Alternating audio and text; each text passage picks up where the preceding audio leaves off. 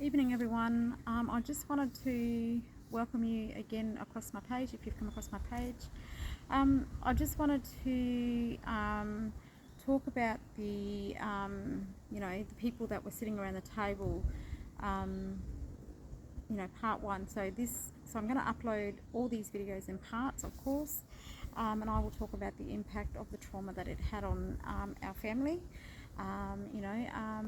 and the impact that it had on Shelbelle's dad, who lived 800 kilometres away from her, which he had to come travel. He had to be heavily involved in this whole process. And the trauma that it caused to her. Now I have videos of her distraught. So this is how come. So she was removed from my care, but she was taken into her dad's care. But because she's a spiritual child, she knew that something wasn't right. And I will talk about that a bit later as we go through the dialogue.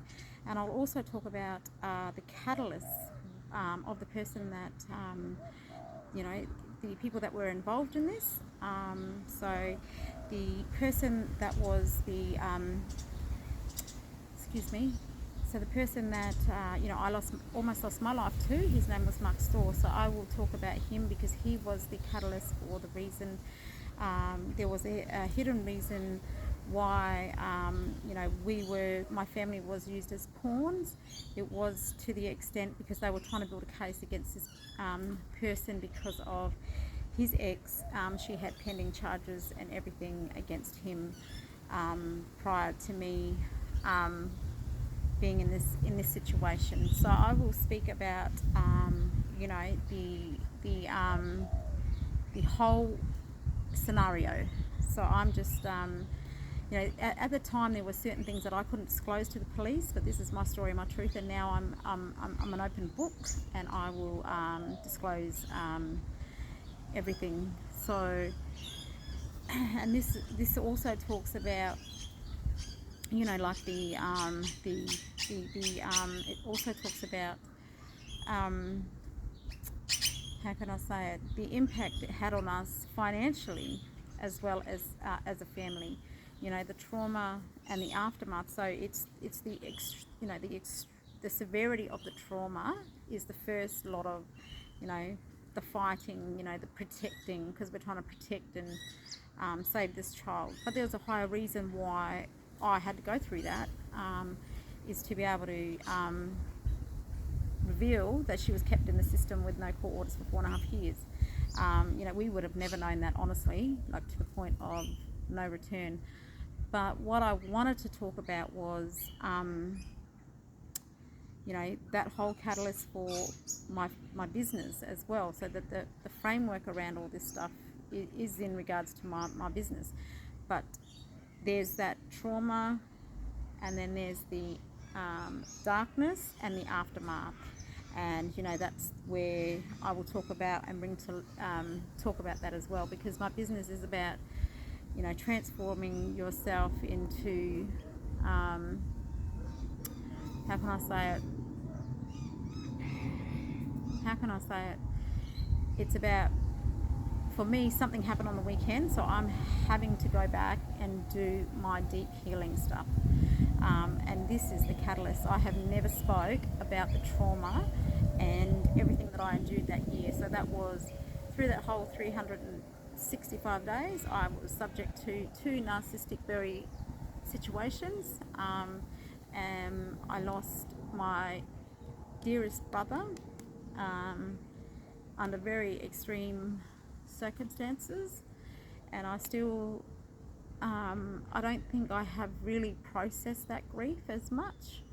I think I've suppressed it all, and the removal of my daughter, like that part there, that's sorrow, that's loss, that's grief, that's emptiness, all those things that you just feel as a parent, as a mother, because you're sitting there and you're fighting to protect this child, and this is your job as a mother, is to protect your children, and sometimes we can't protect them in circumstances like this.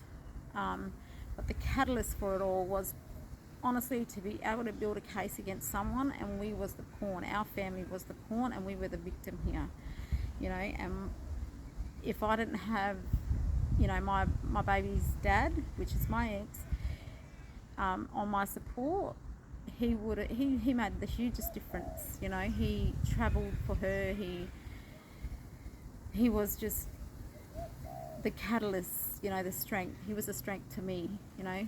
And if I wouldn't have, I don't think I would have ever got through anything unless it was for him, because he was my, you know, he was the person that I showed my shadow side to. He was the person that saw me in my darkest night of my soul.